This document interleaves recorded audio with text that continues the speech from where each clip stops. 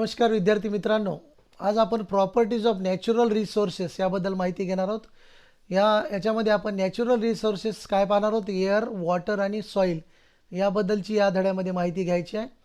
त्याच्यापूर्वी आपल्याला इथं लेटेस्ट रिकॉलमध्ये 2-3 प्रश्न विचार the gases present in air. आता एअरमध्ये कुठले कुठले गॅसेस प्रेझेंट आहेत असं म्हटलेलं आहे. तर इथं बघा, आपल्याला माहीत आहे की समजा हे एक सर्कल काढलं आपण आणि याच्यामध्ये हा इथून इथपर्यंतचा भाग जर बघितला तर याच्यामध्ये 78% हा नायट्रोजन आहे. अलग लक्षात. त्याच्यानंतर याच्यामध्ये 1% हे अदर गॅसेस आहेत आणि इथं 21% हा O2 आहे. म्हणजे हे सगळ्याचं मिक्सचर आहे. 78% नायट्रोजन, 21% ऑक्सिजन आणि अदर गॅसेस 1% आहेत, लक्षात घ्या.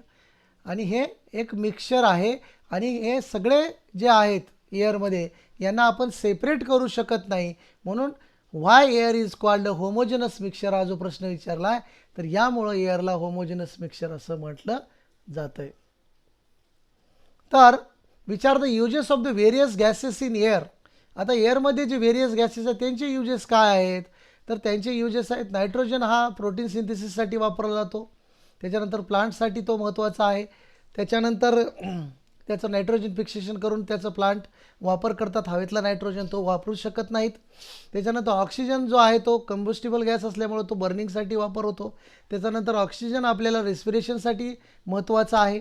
त्याच्यानंतर कार्बन डायऑक्साईड जो आहे तो फोटोसिंथेसिस प्रोसेसमध्ये वापरला जातो, तोही महत्त्वाचा असा गॅस आहे. आणि अदर गॅसेस जे आहेत काही इनर्ट गॅसेस वगैरे त्याचेसुद्धा युजेस आहेत. अशा पद्धतीनं एअरमधल्या गॅसेसचे आपल्याला अनेक फायदे आहेत. आता सुरुवातीला आपण बघू properties of air. Air is all around us. आपल्या सभोवती सगळीकडं एअर आहे.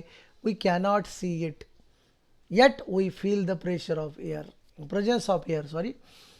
आपण एअरला पाहू शकत नाही परंतु फिलिंग करू शकतो. फिलिंगनं आपल्याला माहीत होते की एअर आहे. When we inhale air is taken in through the knows.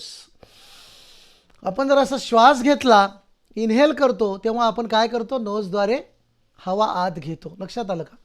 त्याच्यानंतर if we blow on our hand through our lips we can feel the air. अशा पद्धतीनं आपण जर इथं आपला हात तोंडावर ठेवलं तर काय होईल, ते आपल्याला हवेची जाणीव होईल. आता इथं काही आपल्याला ॲक्टिव्हिटीज सांगितल्यात. पहिली जी ॲक्टिव्हिटी बघा, take this. Take a stick from a broom or a paper or plastic straw. Tie a thread at its centre and hang it so that it remains horizontal. एक स्ट्रॉ किंवा stick घ्या, अशी होरिझॉन्टली तिला काय करा, ठेवा. आणि होरिझॉन्टली ठेवल्यानंतर तिला सेंटरला दोरी बांधून स्थिर ठेवा म्हटले. त्यानंतर काय करा, tie a thread at its center and hang it to so that it remains horizontal. Tie 2 rubber balloons of the same size at the two ends of the stick. आणि 2 सेम साईजचे रबर बलून्स घ्या आणि त्या स्टिकला दोन्हीकडे 2, इकडे एक बांधा असं सांगितलेलं आहे. परंतु सुरुवातीला ते रबर बलूनमध्ये हवा कुठल्याही भरलेली नाही असे बांधायचे. नंतर काय करायचं आहे, नाव रिमूव्ह 1 बलून. एक बलून त्यातला काढा. Inflate it and tie it again at its original position. त्याच्यामध्ये हवा भरा आणि त्याला ओरिजिनल पोझिशनला परत टाय करा. Does the stick remain horizontal, the stick goes down on the side of the inflated balloon. आता तुम्हाला काय दिसेल बघा, हे हवानं भरलेला बलून, हे हवा भरलेला बलून. आता ही स्टिक जी आहे ते काय होईल, या दिशेला झुकलेली आहे. होरिझॉन्टली ती स्थिर राहणार नाही, ती एकाच दिशेला झुकलेली आपल्याला दिसून येईल.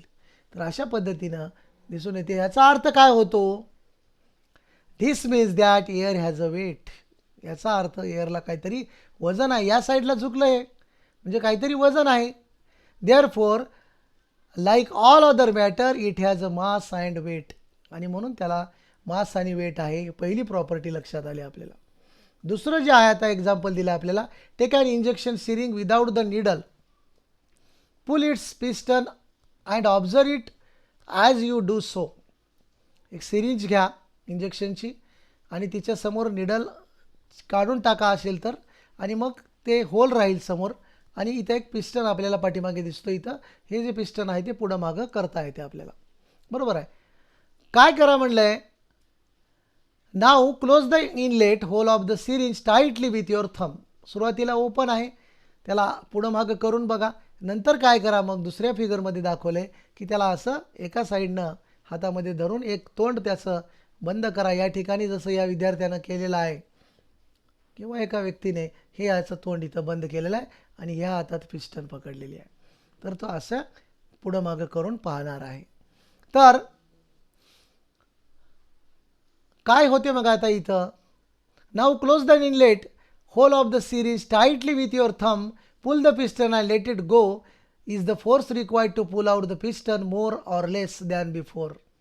सुरुवातीला जेव्हा त्या इनलेटवर काहीच होलवर आपण काही ठेवलेलं नव्हतं, तेव्हा पिस्टन पुढे मागे करण्यामध्ये जास्त बल लागेल, फोर्स लागेल का आता लागेल, काही बदल दिसतो का? Does the piston remain as it is after you let it गो.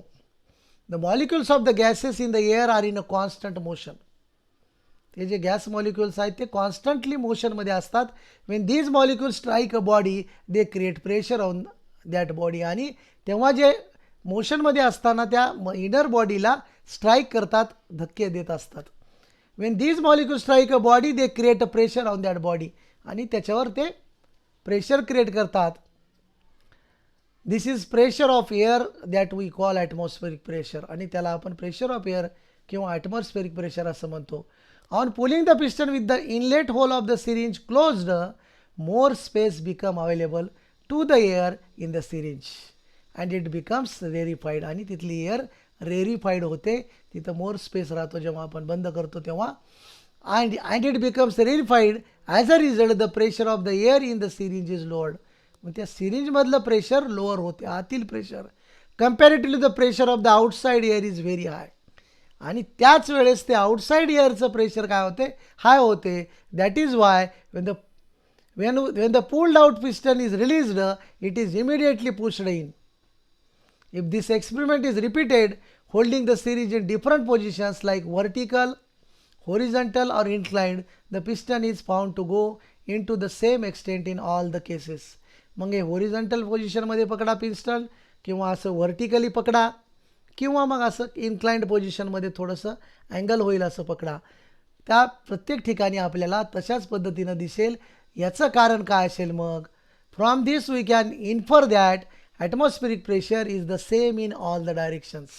याच्यावरून आपल्याला दुसरी प्रॉपर्टी लक्षात येते की ॲटमॉस्फेरिक प्रेशर जे आहे एअरचं is the same in all direction. All डायरेक्शनमध्ये ॲटमॉस्फेरिक प्रेशर सेम असणार आहे. त्याच्यानंतर इथं ॲटमॉस्फेरिक प्रेशर या धड्यामध्ये तुम्ही बघितलं असेलच किंवा पुढं कधी येईल तुम्हाला. तर जर आपलं जे atmospheric pressure at sea level आहे ते about 101, that is 101 400 newtons per square metre आहे. It can be measured with the help of barometer. As we go higher about the sea level atmospheric pressure decreases. आणि आपण जसं वर जाऊ हे atmospheric pressure decrease होते. आता इथे एक आपल्याला सायंटिस्टचं नाव आणि एक प्रिन्सिपल दिलेला आहे. Great scientist in 1726 the Swedish scientist Daniel Bernoulli put forth the important principle. एक महत्त्वाचं प्रिन्सिपल त्यांनी पुट फोर्थ केलेला आहे. That the pressure of air decreases when its velocity increases, while the pressure of air increases when its velocity decreases. If a body is moving through air, the air pressure decreases perpendicularly. आणि एखादी body जर एअरमध्ये असेल, is body is moving through air होत असेल, the air pressure decreases perpendicularly to the certain to the direction of the motion and then the air in its surroundings flow rapidly from the higher pressure to the lower pressure. आणि अशा वेळेस higher प्रेशरकडून lower प्रेशरकडं air rapidly flow होते. त्याच्यानंतर आपल्याला इथं एक हे दाखवलेलं आहे, ते आपण पुढच्या तासाला पाहू. आजच्या तासाला आपण येथेच थांबू. Okay, thank you.